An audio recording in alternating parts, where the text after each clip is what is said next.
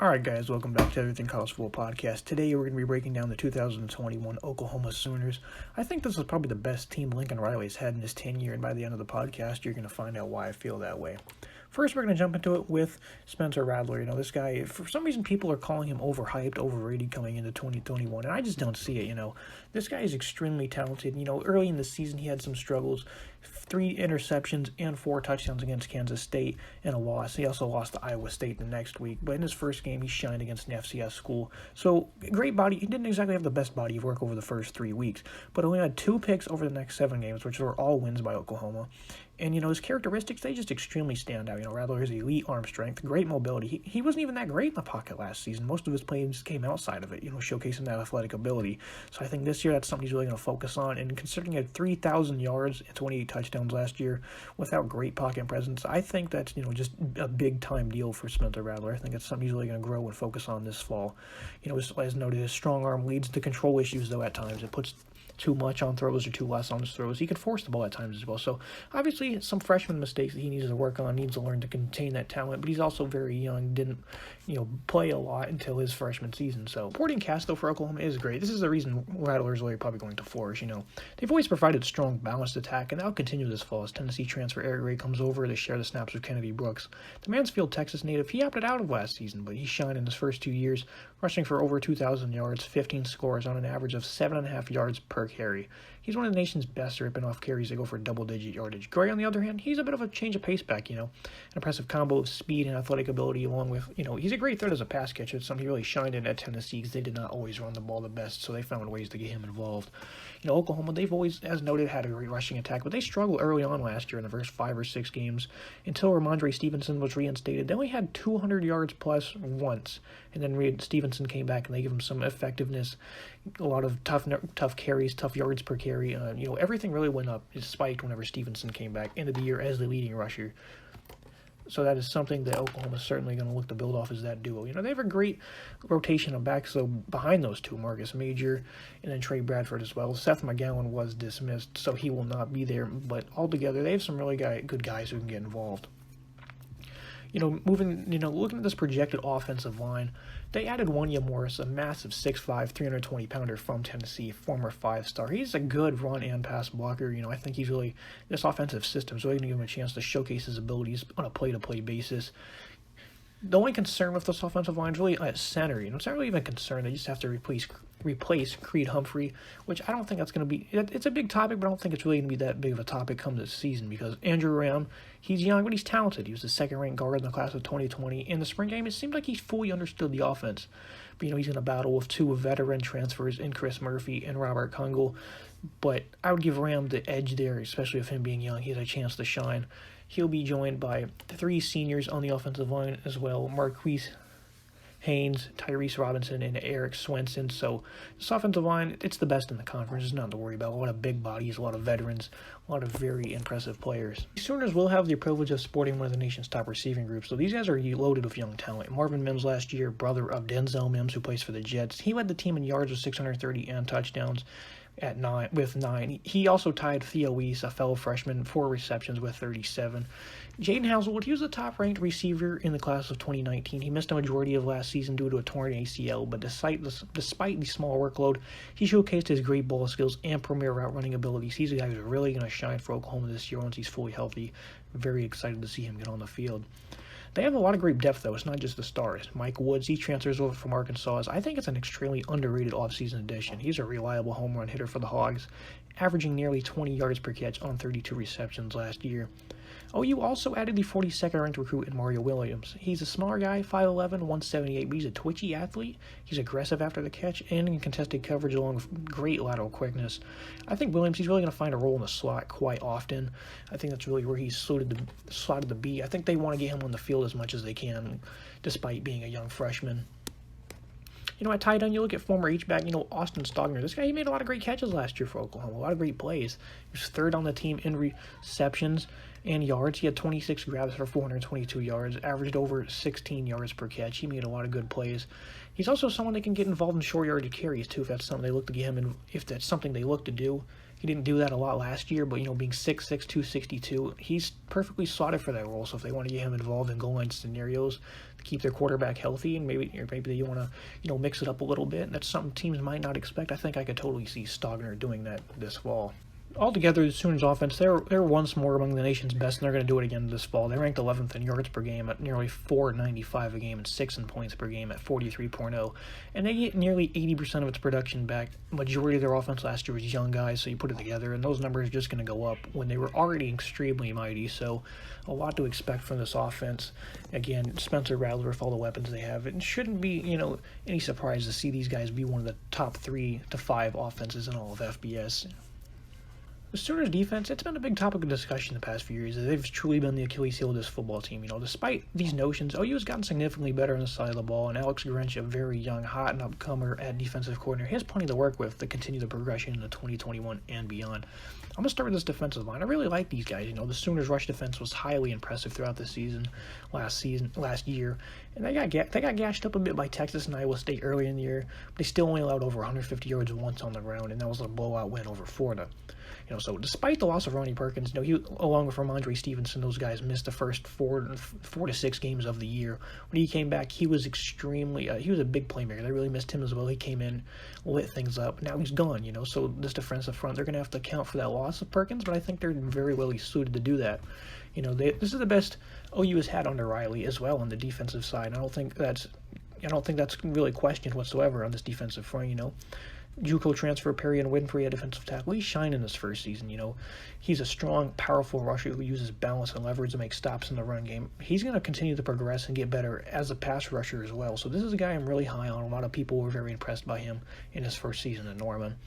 A guy I think that's going to take over the Perkins duties, Isaiah Thomas, coming off the edge. He was a big-time performer last season. Very quiet, though. It wasn't a guy that a lot of people mentioned. But, he stepped up big time when Perkins was not there. He had 13 tackles for loss and 8.5 sacks in 11 games. Whopping numbers, and he's going to continue. I think those will go up this season as they're going to need a new playmaker to come on in his absence. At outside linebacker, Nick Bonito, he's one of the best edge rushers and one of the best defensive players in college football, and for a good reason. He had 10.5 tackles for loss, 8 sacks. He also had 10 QB hurries en route to yielding the top pass rushing grade according to Pro Football Focus. So Bonito, he makes up a great trio right there, but depth is also very ideal. Senior LaRon Stokes and Jalen Redmond, he was also great last year, 11 tackles for loss. Despite just being a rotational guy, he was never really in the starting lineup. And they also added one of the top defensive end recruits in Clayton Smith. So these guys are extremely loaded on the defensive front. Can't wait to see what they do in this facet of the game. They've always tremendously, at least when they went to the Rose Bowl against Georgia, one thing they lacked was good pass rush, good interior presence. That's not going to be a problem in 2021. A part of the 75% of production as soon as you get back defensively, that includes leading tackler and linebacker Brandon Asmoa. Deshaun White, he's also expected to anchor down the middle linebacker position along veteran Caleb Kelly. He could make a splash in their role as he's amped up and ready to shine his final season. I think that's a guy that's really going to come onto the scene and make some big plays down the stretch. To me, though, OU's biggest concern in defense is the secondary. They ranked 82nd in pass defense, and they're forced to replace top corners Trey Bound and Trey Norwood. OU has a few notable guys who are expected to step up this fall at corner in Woody Washington and DJ Graham, who occasionally made big plays in coverage as freshmen, with Washington actually ranking 3rd on the team in tackles with 45. But still, the inexperience is there. They got gashed up some at times in the secondary, so they have a lot of guys that are going to have to step up. Brendan Radley-Hiles, he transfers, but the safety position's already kind of solidified. Delarian, Turner, Yell, and Pat Fields, they're among the top tacklers on this defense. And as we noted, Hiles is a former highly touted recruit, never really made an impact, never really found his footing at Oklahoma. He's out to Washington.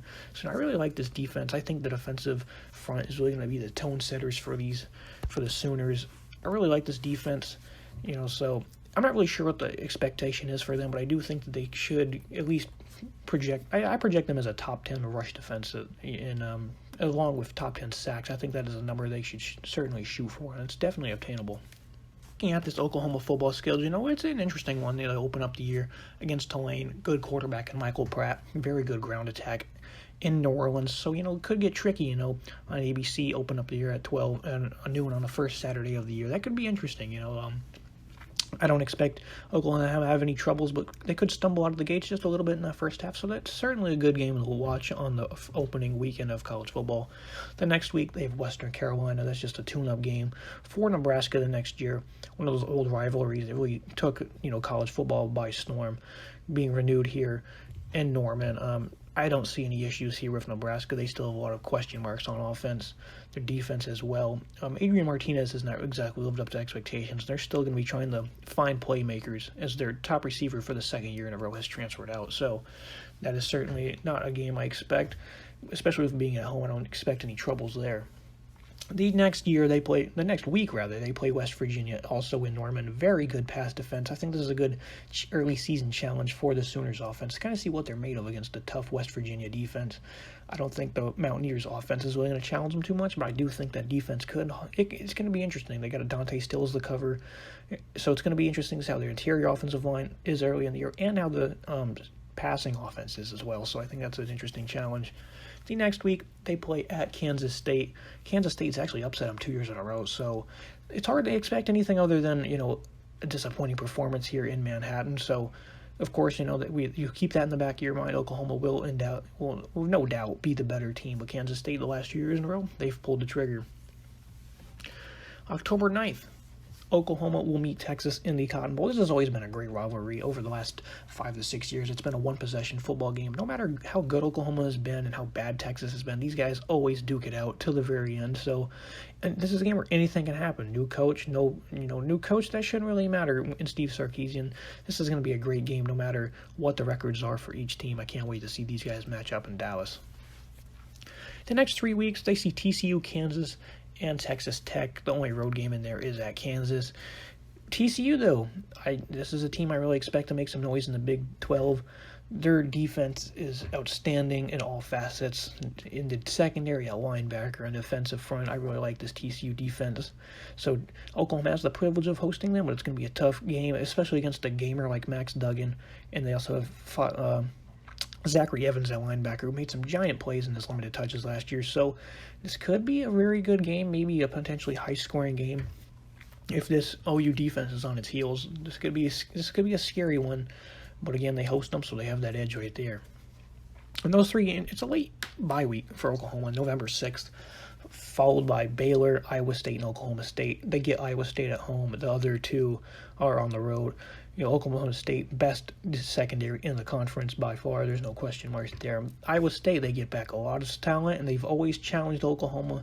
They've dominated the series all time, like I think 77-8 or something, big and wild.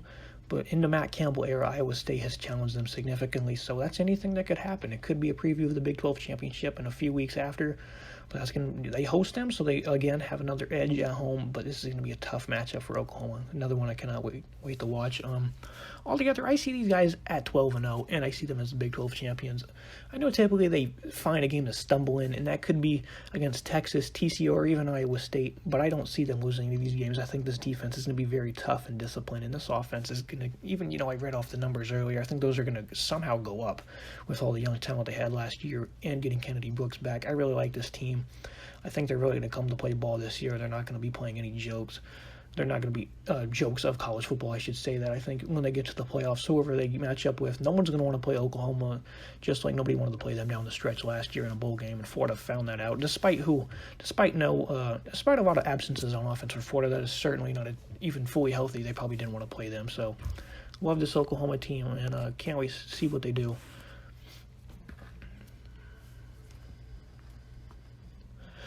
All right, guys, that's going to wrap it up. Make sure you go to everythingcfb.com. Go to everythingcollegefootball _ on Instagram to follow us for consistent posts at least 3 times a day. And then subscribe as well. We have multiple episodes coming out over the next 3 weeks. Me and Rowdy will be back with some more team breakdowns and conference predictions. So make sure you guys leave a like, subscribe, and comment.